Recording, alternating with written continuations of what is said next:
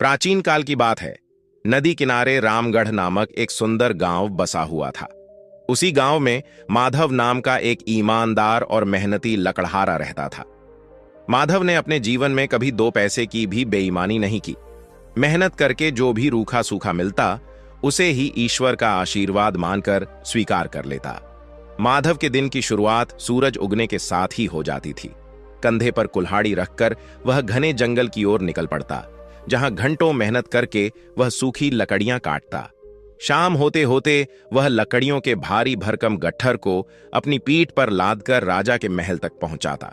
राजमहल में रसोइयों और अंगीठियों के लिए अच्छी लकड़ियां उपलब्ध कराना यही उसका काम था। महल से जो थोड़ा बहुत धन उसे मिलता, उसी से वह अपने और अपने नन्हे बेटे भोला का पेट पालता था। भोला ही माधव की पूरी दुनिया था, क्योंकि 3 वर्ष पहले एक बीमारी के कारण उसकी पत्नी का देहांत हो गया था। एक दिन हमेशा की तरह माधव जंगल की ओर जा रहा था।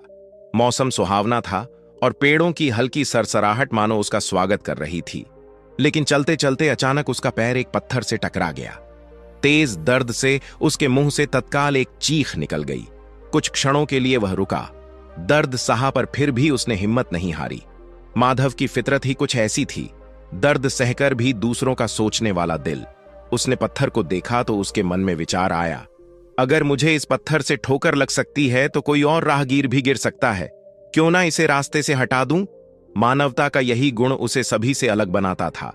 वह झुककर पत्थर को हटाने लगा, लेकिन जैसे ही पत्थर एक ओर खिसका, उसके नीचे से अचानक एक काले रंग का जहरीला सांप फुर्ती से बाहर निकला।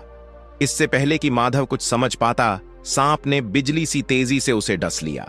विष इतना प्रबल था कि बेचारे माधव के मुंह से पानी तक मांगने की शक्ति न रही। वह वहीं धरती पर गिर पड़ा और उसकी सांसें हमेशा के लिए थम गईं। माधव की पत्नी तो पहले ही संसार छोड़ चुकी थी और अब उसका छोटा सा बेटा भोला पूरी तरह अकेला हो गया। न किसी का सहारा, न कोई अपना। दिन हो या रात, उसकी आंखों के आंसू थमने का नाम ही नहीं लेते थे। वह मासूम बार बार अपने पिता को आवाज देता, मगर उसे संभालने वाला कोई नहीं था। गांव के लोग भी अपनी अपनी परेशानियों में उलझे रहते। ऐसे में उस बच्चे की ओर दया से देखने वाला भी मुश्किल से मिलता। लेकिन कहते हैं कि जब इंसान का कोई नहीं होता, तब ईश्वर उसका साथ देते हैं। ठीक ऐसा ही हुआ। माधव की मौत की खबर जैसे ही राजा तक पहुंची, उसके दिल में उस अनाथ बच्चे भोला के लिए करुणा उमड़ पड़ी।